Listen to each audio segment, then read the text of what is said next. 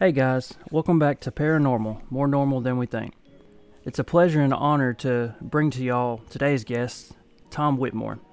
He's a man with many accomplishments, such as obtaining a degree in business administration from Portland State University, as well as writing 3 research papers on MJ12, the counterintelligence angle, before MJ12, and MJ12 psychological warfare, strategic deception, as well as being on the MUFON board since 1995.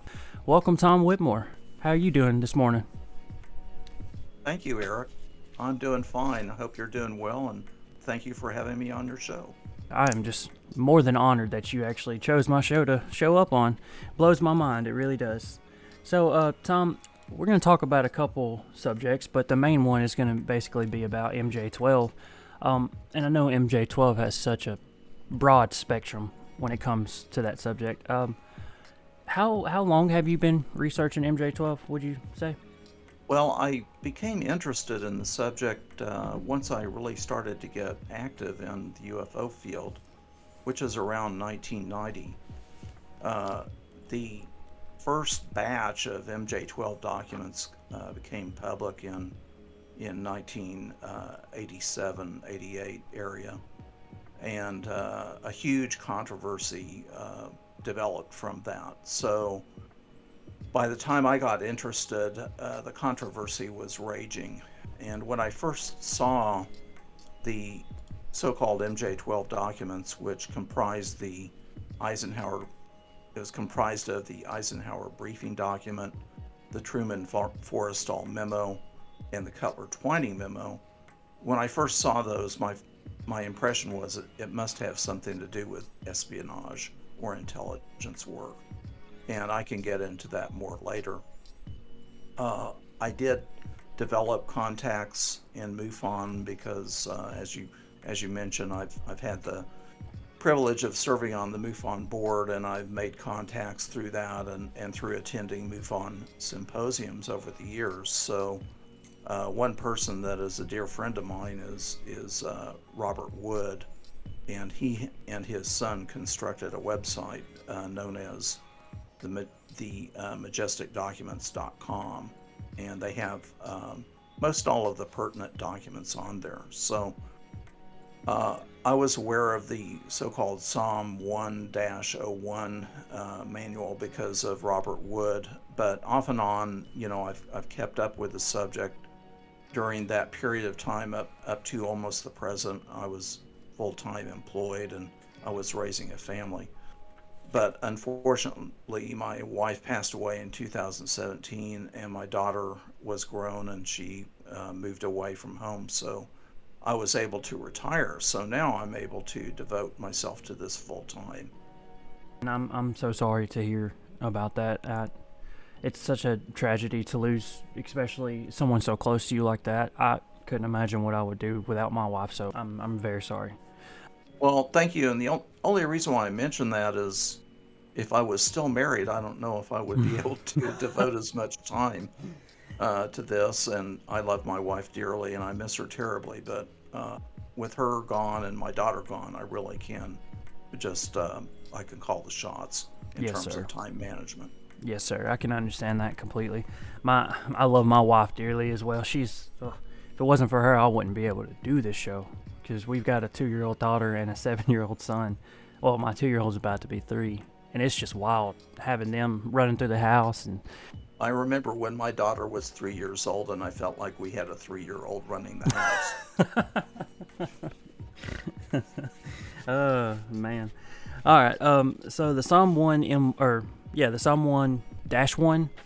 Can you go into that, because one of my researchers, that was kind of something he fixated on. He really wanted to hear more about that. So I want to do him the courtesy of having you kind of explain to him and to the audience, the main theory situation around that. Before I get into the details of Psalm 1-01, I need to explain that the original set, what I refer to as the original set of MJ12 documents, which I mentioned being the Eisenhower briefing document, the Truman Forrestal memo, they were actually, it was a roll of photographs of those documents that was sent to the researcher Jamie Chandray, who was a partner of William Moore.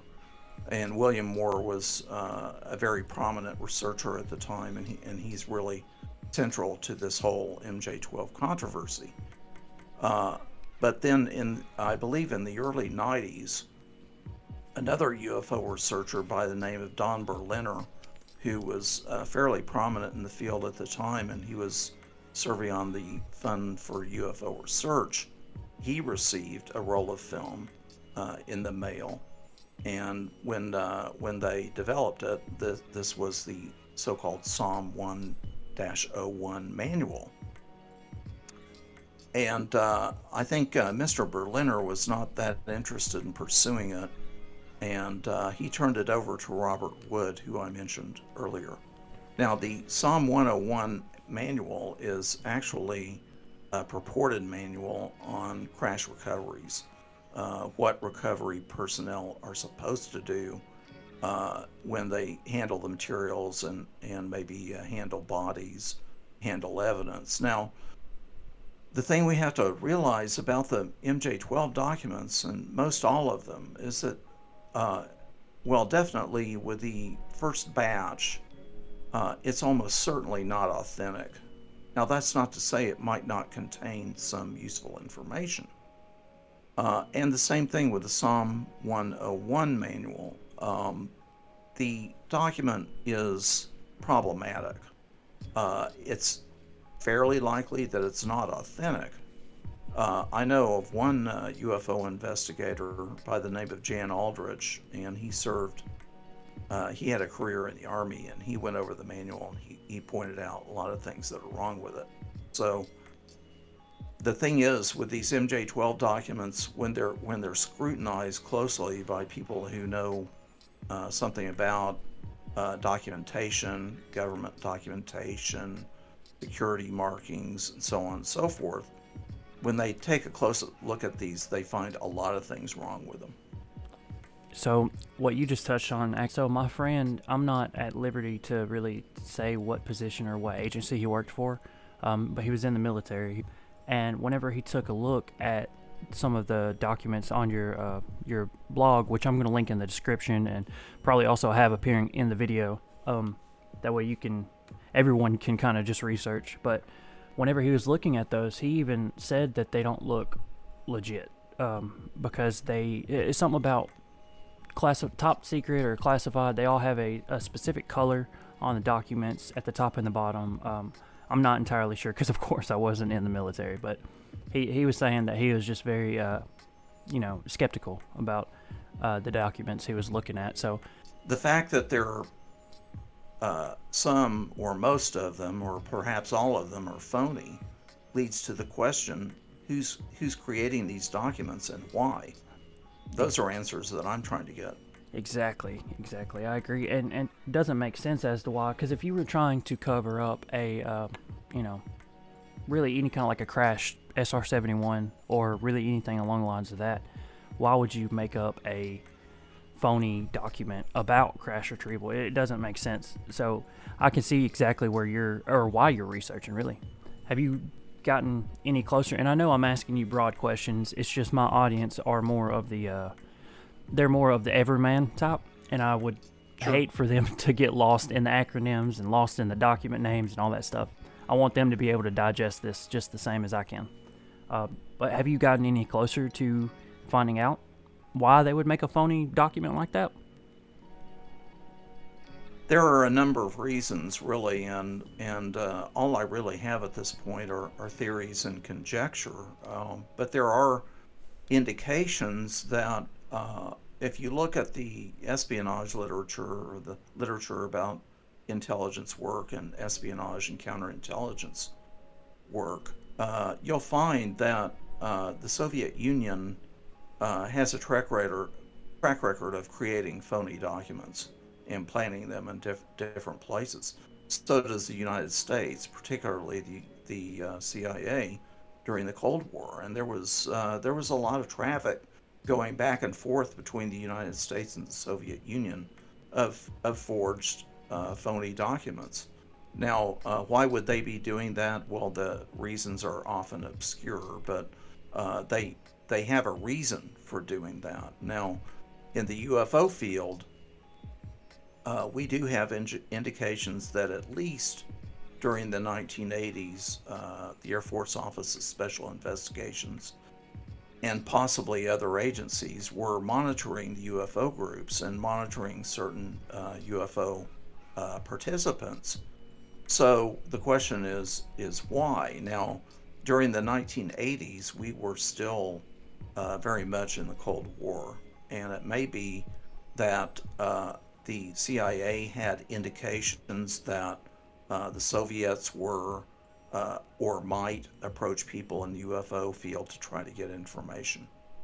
That's one possibility. Another possibility is perhaps the agencies that protect black and classified programs want to know if it's seeping in, if any information is seeping into the public. That's another possibility. The third possibility I'd mention, and I'm not saying this is the case, but it's possible that if a craft was retrieved at Roswell, the Roswell incident, or any other craft, then there is a core secret that that the government could be protecting. So these phony documents may be a way to influence and manipulate the UFO world uh, in that these elements in the government might think that certain UFO researchers are getting too close to the truth. So they're being manipulated by being sent these phony documents. Now, I'm not saying that's the case. I'm just saying it's a possibility. Right. Well, here on this channel, we absolutely love to kind of go through theories and just speculate. And honestly, you are the biggest research heavy guest that I've ever had. When you get into the world of intelligence and espionage and counterintelligence and protection of black programs and all this kind of thing, I mean, you're dealing with a wilderness of mirrors. There's not very much that you can really nail down as being true. And the intelligence agencies themselves, the CIA and KGB and all those types, they have the same problem. They have to evaluate the reports that they're getting. You know, they have to evaluate the information that their assets are reporting, and sometimes they don't know. They don't know for sure if the information they're getting is reliable or not. Right. And I've brought that up myself. I've told some of my guests that, speculation is really all we've got when it comes to UFO subjects. Whenever we're talking about, what's inside the craft, what are the people, flying it, if there is things flying it, because no one really has the answers on those subjects because no one has ET standing in front of them. So speculation is basically what fuels this channel. Stanton Friedman, I have questions about that man as well. So he actually quit his job as a physicist, I do believe, to go and investigate the whole UFO phenomenon, and he was the first civilian at Roswell. He brought the evidence to the United States House of Representatives that these things were intelligently controlled ET vehicles, pretty much. I have got to start writing a little more fancier. My handwriting is atrocious, but yes, Mine's not too good either. that makes me feel a little better. So Stanton Friedman, you wouldn't personally know him by any chance, would you? Oh, I did know him. Oh wow. Stan Friedman was probably the most active UFO lecturer in modern UFO history, and he had been everywhere and seen everything, and he regularly spoke at MUFON symposiums. So I've seen him speak many times. He even came to San Antonio, and I was the San Antonio area director at the time with MUFON, and I sponsored him, and he came into my house and answered questions with other people and all that. I did several years ago when I really started investigating the MJ-12 affair more seriously. I came up with some pretty direct questions at the time, and Stanton Friedman had come to the symposium, and I looked him in the eye twice. We were at a cocktail party, standing at a table, and we also had breakfast. And I looked at him straight in the eye and asked him some very direct questions about MJ12 that I thought were discrepancies or gaps in the information. And Stanton Friedman was very, very pro MJ12 documents, at least as far as the Eisenhower briefing document and the Truman Forrestal memo go, and also the Cutler Twining memo. So I would ask him these questions, and I don't remember exactly what they are now. It was about 5 years ago, but he would just shrug his shoulders and say, well, it doesn't matter because I know MJ12 is real, or I know the documents are real. And Stanton Friedman, I think to his dying day, believed that the Eisenhower briefing document was authentic. But unfortunately, there are just too many things wrong with it for me to believe that it's authentic. Right. Well, that's very interesting. I know for the longest time, I would listen to podcasts and whatnot. I'd say several years ago, and anytime they would bring up the Majestic 12, I would always kind of roll my eyes because I never really, I'll be honest, I never really dug deep into it to see if it was, real or believable for me as a person. But here recently, I've been hearing podcasts about it, and I did do a little bit of digging, and it does, to me, I absolutely believe MJ12. It was definitely a thing. For some of my guests that don't really know what MJ12 is, would you want to give them a summary of what it is or what they are? Yeah, the MJ12 term, MJ-12, was first introduced in a document that's now known as the Aquarius Telex. And the Aquarius Telex stated that UFO investigations were classified by the U.S. government and that the information went to MJ-12. And that was a document that Richard Doty, who was an AFOSI special agent at the time in the early 80s, that was a document that he requested that William Moore pass on to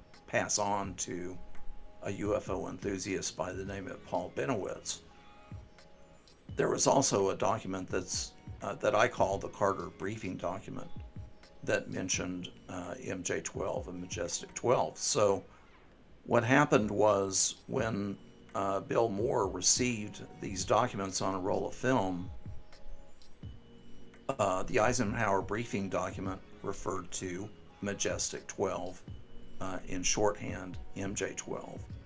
And the Eisenhower briefing document explained that a saucer was recovered near Roswell, New Mexico, and that bodies were recovered. And because it was such an explosive issue, that a secret committee was formed that only reported to the President of the United States. And it was known as Majestic 12, and it had a list of 12 names on there on the committee. And these people were top people in the military, top scientists that had been working with the government in one capacity or another, and a couple of government people. And the implication being that the very explosive issue of the Roswell recovery was being studied and managed by this group known as MJ-12 or Majestic 12. Now there are two questions here. One is the document authentic? Probably not. The other question is, did MJ-12 exist, or does it still exist, or did something like it ever exist? Those are two separate questions. And do you believe they still exist? Do you believe they still operate? Well, it depends on whether we think there's a core secret. If there's a core secret, such as the Roswell recovery or other UFO recoveries or other material, unambiguous evidence that we're being visited by parties unknown with capabilities that we can't measure up to. If there's a core secret, then it wouldn't surprise me that if at some point there was a committee like that formed. It didn't have to be that way. It could be that just certain people within the matrix of the U.S. government and military had a need to know and were authorized to deal with this information. Right. Right. Well, we all know Bohemian Grove exists. So, I mean, I wouldn't put it past there being a secret program at all, especially considering the way that our government has had a history of being secretive and, lying to us on a daily basis almost. So honestly, I really wouldn't doubt if they're still working, and I'm sure there is a core secret. With that being said, the Unholy 13, that was something that my wife, she really, her eyes lit up. She's very religious, and when she saw the word unholy, she was like, "Oh, I gotta research that one. I'm interested in that one." Brigadier General Arthur Exxon, is it Arthur? Yes, sir. Okay. Was he the founder of that? Did he create it? No, Arthur Exxon was a well well-known UFO researcher, or two well-known UFO researchers are Kevin Randall and Don Schmidt. And I think around 1990 or in the early 1990s, they were investigating the Roswell issue.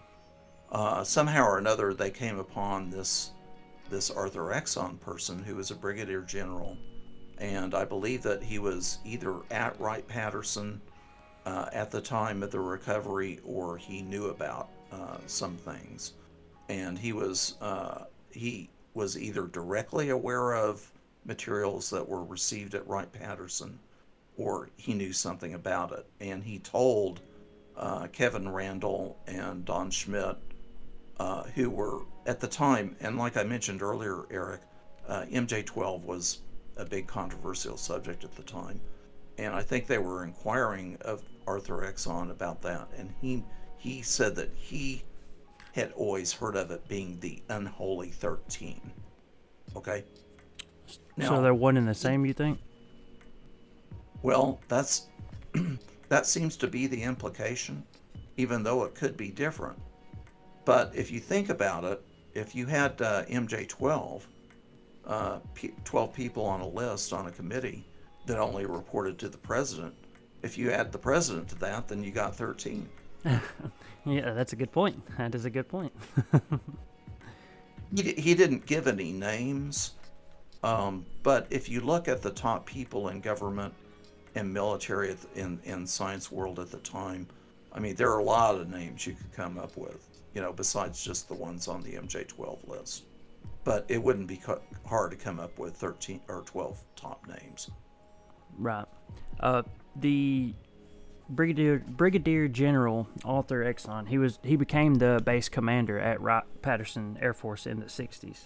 I think they're called unholy because assuming that alien beings were recovered, that's outside the scope of our conventional wisdom. Okay. And also, there have been rumors, and I'm not accusing the government of this because I don't know, but over the years there have been rumors that they'll basically stop at nothing to keep this core secret under control. Right. I want to ask you directly, and you can feel free to pass this question away, but do you believe in aliens and extraterrestrials and UFOs and all that good stuff with the information that you've uncovered, which of course you're a part of the MUFON board, so I would assume, because I have a follow-up question to that. Oh yes, I definitely believe that something's going on. Our problem is, Eric, that we don't have firm confirmation from parties that have authority. Okay, whether it's the press, whether it's government, whether it's the religious community, whether it's the scientific community, we have lots and lots of information, gobs of information, testimony, investigations of sightings, rumors of control groups, etc., etc. But what we don't have is firm, authoritative, unambiguous confirmation. Right. And my follow-up question to that is, why do you think the government won't come out and just tell us? We have been raised, like especially my generation, we have been raised with sci-fi movies, and just we're comfortable with the idea of extraterrestrials and UFOs and whatnot. It's not like we would have a panic like they did in the 50s when that radio broadcast happened and everyone lost their mind. That I just don't see that happening these days. So why would you think that the government would try to suppress something as amazing as ETs? Well, I think there's a difference between thinking about something or imagining it or fantasizing about it or watching movies about it. There's a difference between that and really truly knowing that it's true. Okay? I mean, there's a difference between watching crime series on TV and having people come into your house and break in and kill everybody. Okay? Those are two completely different mindsets. And I think that if there is a core secret, those that are responsible for managing it are concerned that if the public really knew for sure, if they couldn't deny that this was really truly real, that it could have some very negative effects. I can understand that completely. Do you think we're ever going to see disclosure in our lifetimes, with that being the case? I doubt it. I wish. Now, don't get me wrong. I want disclosure as much as anybody. I mean, I've been in this field since 1990. I've been doing this for what, 40 years, and I don't have the firm answers that I'd like to have. I think we would all like to get full disclosure, and we all would like to think we can handle it. But if you could look at the government's track record when it comes to important secrets, important information, their track record of disclosing it is not very good. For example, take the Kennedy assassination. Here it is. Let's see, 1960 to 2000. It's been 60 years, almost 60 years since the Kennedy assassination, and we still don't have complete disclosure of all the information that the government has. Okay, and we've even had laws passed requiring the government to release it, and it hasn't happened completely. And you've had serious researchers that have delved deep into this for many years. A second example is 911, the 9/11 fiasco. There are 9/11 families that are still trying to get all the information about what the Saudi government knew about that, and it still hasn't been released, and it's been 20 years. Now, those are two known events that are on a conventional level that the government will not release all the information about. So, how do you think, if it was true that there's a UFO core secret, how do you think they deal with that? I just don't see disclosure during my lifetime either. Because it's a UFO, an ET. That's a lot bigger than an assassination of a president. Which I'm not saying that he was assassinated and that was okay or anything like that. That was a travesty to the United States as well as 9/11, and I feel for the victims of 9/11 as well. But I just don't think, if the government will tell us the truth about either of those, that the government won't tell us the truth about UFOs. At least in our lifetime, it's going to take some real changes in the government for us to finally have the true blue, plain black and white document saying there are ETs. Yes. All right. Now, there have been rumors in the UFO world that maybe there's a program to gradually release this information. That maybe the MJ12 documents and other so-called leaks that have occurred have been an effort to gradually acclimate the public to the idea. But that, again, that's really just speculation and conjecture. Right. Well, let me ask you this: is there a specific topic you would like to tell my audience about, tell Twitter about, tell anybody about? Is there something that part of the list of topics you gave me that you are most concerned with? One thing I'm concerned about, Eric, is the interaction of one or more government agencies with the UFO community. That is something that I find very interesting. And currently, the research paper I'm working on right now is going to be titled MJ12 AFOSI. AFOSI standing for the Air Force Office of Special Investigations. And we know that Richard Doty, who was a special agent in AFOSI at Kirtland Air Force Base in the 1980s, was interacting with several people in the UFO field, namely William Moore, who he agreed to work as a government asset, as an informer. And Richard Doty has given many interviews on the internet on programs like this, where he's interviewed on YouTube type podcasts, and he's made statements like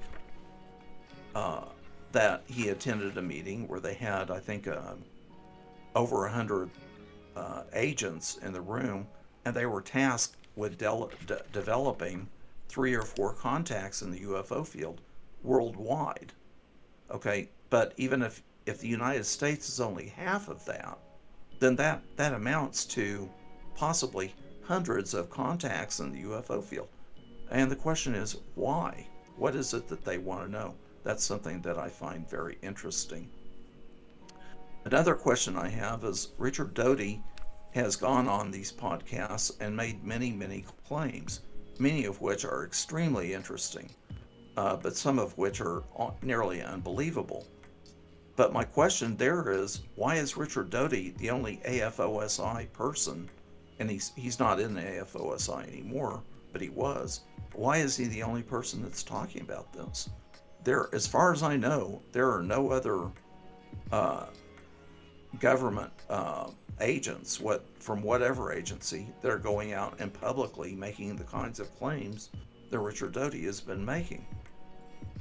For example, he claims that when he went to work with AFOSI at Kirtland Air Force Base in Albuquerque, New Mexico, this is in the 1979-1980 time frame, that a colonel flew down from Washington and briefed him and several other people about what the government knew about UFOs. It's actual deep level involvement. They were shown a film of Roswell wreckage. They were shown pictures of alien beings. They were, I think, shown pictures of, unambiguous pictures of UFOs. Is that assertion true? This is something that, like I mentioned in intelligence work, I don't think, if it is true, that AFOSI or the government would ever admit it. And I don't know if we can get to the truth of that. But these are things that I'm very much concerned with right now. Yeah, the truth is what we're all seeking.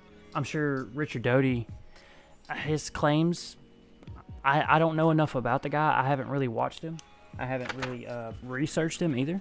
Either way, I implore everybody who watches this video to go check him out. Go watch what he's got and make your own decision. And if he changes your mind, if he creates a spark in you and you want to go researching, I do believe that you can actually become a MUFON investigator if you go to their website. And I think you have to do an online assessment, I believe. Well, the MUFON organization, we have a field investigator training program, and you can be confirmed as a field investigator if you go through the training program and pass the exam.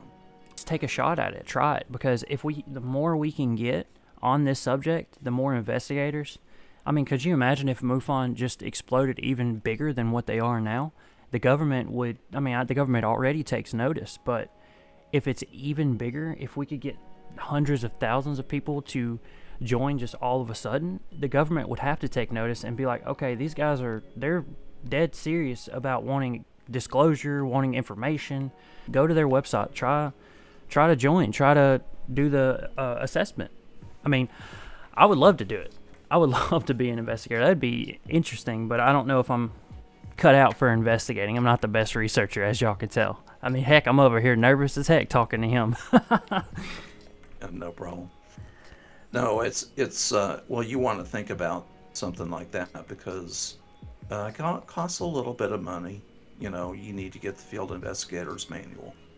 And, if you actually start investigating cases, it can be a lot of work and it can take a lot of time if you do it right.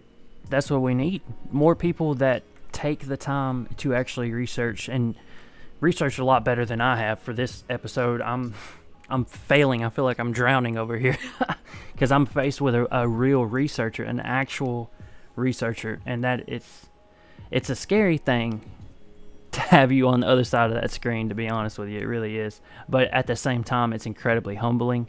I appreciate what you do for this community, the UFO community. I appreciate all the time and effort you put in to this subject, to all of this. It takes time. It takes dedication. It's an entire lifestyle to research this thoroughly. And as everything you've said is just so genuine to me. I know you've researched this. I don't have to fact check you. I can see it and I can feel it in your voice. And for that, I appreciate that. And I know I'm speaking on behalf of the community, the Reddit community, the Discord community of the UFO community. Thank you for everything you've done and all the research you still do. Well, thank you, Eric. And it's a privilege to talk with you as well. And don't feel bad. I'm just an ordinary person. I'm an ordinary citizen like everybody else out there, just trying to learn more and get more information. And I think that's what we need to do in the UFO field is we need to study and learn and research and investigate and try to learn more. Because like I said, I don't think we're going to get full disclosure. I agree. I can tell you if there's one thing that I can use as a takeaway from this video itself, it's that I've got to start researching more, because my show was just starting out to be just letting, like I said, regular Joes just come on my show and tell their experience. If it's true, if it's not true, just vent, because a lot of people can be shunned. A lot of people can be made to look crazy when they talk about their experiences to their family, to the public. And my show is supposed to be a safe place for people to come vent and just talk about everything. So I haven't really... I've been interested in the topic of UFOs and ETs, but I haven't done my due diligence in researching all these topics that I need to, like the Phoenix Lights. That's one of the Phoenix Lights and the school in Africa where all the school children saw the UFO and drew the same exact UFO. Both of those are my two favorite topics, and I still don't have a lot of research on those. So it clearly has taught me a lesson to research, pick a topic, research it to the fullest extent that you are capable of doing, and then move on to another topic. So I do appreciate that. Well, what makes it so much easier now, Eric, is the internet. And, there are many good books out there. If you want to spend the money to buy a book or two, or there are even free ways you can get books, like on archive.org. But the internet makes it so much more convenient, and you can find out a lot of information pretty fast on both of those topics. So the information's out there. You can at least learn much more if you want to. Absolutely. And I plan, as soon as we get done with this video, I plan to probably go in there and pick one of the two topics I just mentioned and just dive deep. And if you would be so kind, which you can obviously say no, but if you would be so kind to come back on my show sometime, we can go over a topic that maybe I have picked or maybe you have picked and just dive into that specific topic. And we could create a whole series surrounding this subject, just me and you talking about these topics. That's at your discretion. You bet. I'll be glad to help. Lovely. I appreciate that so much, so very much. Me and my researcher yesterday and my wife were talking about how you're coming on my show and who you are and stuff. You said you're just a civilian, but I just can't view you like that. You're an incredibly important civilian. I will say that to this topic at least. Well, thank you. I appreciate that. Well, is there anything else you would like to talk about, guys? He gave me a list of topics. I think it was 50 items. So this man has a lot of information. And also, y'all can tell me, y'all can actually send me a message after this video goes up if you want me to ask him a question for y'all. So that's always a possibility. But Tom, is there anything else, any other topic you would want to dive into and let my audience know about? Well, like you said, Eric, there are a lot of topics out there, but at the moment, we have the Senate, the United States, several senators that are writing language into the National Defense Authorization Act to start a UFO investigation effort in the Department of Defense. And then the Department of Defense has come out with an announcement that they're forming a group to look at incidents that affect Department of Defense operations. Now, the two proposals are not the same, and I think there's going to be some conflict over that. But you'll want to take a look at that and follow that issue, because it will be interesting to see how things turn out in the next several months and years. I agree. I've looked up a little bit about that. I heard the most recent document was dealing with crash retrievals and biological effects of being around these said crashed craft. But I haven't seen the actual document. I've just heard, secondhand knowledge about that. Is that the same document that you're talking about? Yeah, that's from the Senate side. They wrote that into, that's on their list. Yeah. See, now why would they even bring that up without?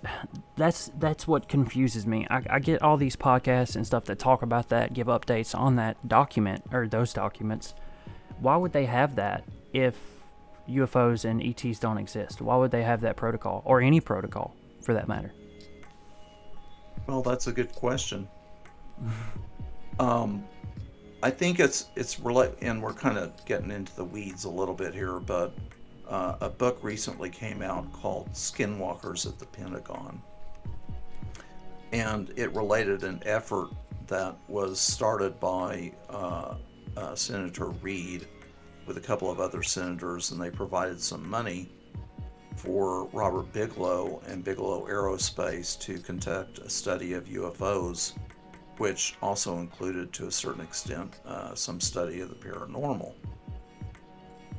And they worked on this for a year or so, and provided a number of reports to the Defense Intelligence Agency. And one of the things they found was, because of the activities on Skinwalker Ranch, that people were being physically affected by that in certain ways. Now, another key person in UFO history is a person by the name of Kit Green, and he at one time was running the so-called Weird Desk at the CIA. And Kit Green has been especially interested in terms of the UFO problem of finding any biological evidence that people have been affected by UFO interaction. So Kit Green is in the mix of all of these people that are associated with NIDS, the National Institute for Discovery Science, and with this so-called OSAP program. Don't ask me to repeat the letters, but Kit Green is, PhD, very highly educated, very highly qualified person who has been testing and tracking any effects that people have had, really on a fundamental level, even into like immune system level. So that the request from the Senate having that on their list, it may have something to do with that. Interesting. The whole Skinwalker Ranch thing, of course, I'm assuming you know quite a bit about that whole fiasco and whatnot. I've had a very hard time believing anything really about the Skinwalker Ranch. It's all very far out there. It's all too, I guess, quote unquote, weird or too woo for me. Now, parallel universes, different dimensions, portals, and whatnot like that. I believe they exist. I believe that it's possible that this stuff is manifested here on Earth. I'm sure some people have seen it.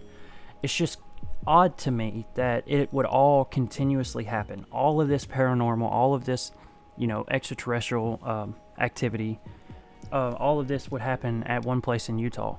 I don't understand, what would be the significance of this random place? Do you think there's a government base under it, as some people have thought?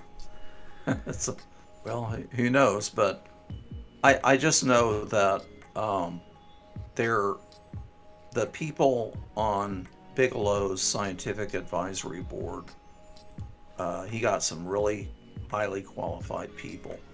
And one person that has been involved in all this over the years has been this person by the name of Colm Kelleher.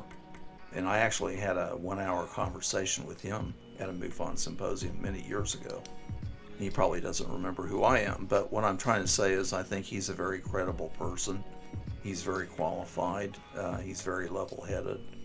And regardless of what we might think about what has happened at Skinwalker Ranch, I know that credible people have been studying it. Okay.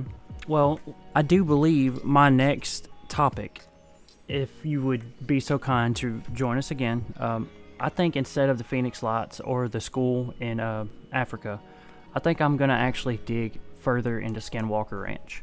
I'm going to dig into who you just spoke of. Yeah, if you just Google Skinwalker Ranch, you'll start turning up all kinds of stuff, and you'll run across his name. It's Colm Kelleher, Kelleher, or very close to that. He's actually from Ireland. Yeah, that's a very, very wild name. I actually like it. It sounds really good. But yeah, so that's what my next subject will be on whenever we talk with Tom again. And Tom, I'm sure you don't even have to research anything. You probably got all the information up there in your head. But well, my memory's not getting any better. Well, Tom, I can't tell you how much of a privilege and honor it was. I enjoyed this conversation. Please forgive me because I was incredibly nervous the entire time. And my audience, please forgive me. It's just, he's from MUFON, guys. It's kind of difficult not to be nervous in front of this man. But thank you so much for coming on to my show. I appreciate it, and I cannot wait to have you back on. Next time I'll be more prepared. Oh, no problem. And thank you, Eric. It's been a pleasure. Absolutely. I will link everything to Tom in my description. Y'all go check him out. Go read his blog. Just, show him some love, guys. Show him some love. Well, alrighty, Tom. Well, I'm going to get off here and start editing this video. Thank you again so much, and I hope you have a great rest of your day. Yeah, Merry Christmas, Eric. Merry Christmas to you, too. Okay. Bye-bye. To you and your family. Okay. You made it to the end of the video, guys. That was Tom Whitmore. So, like I always say, y'all have a good one.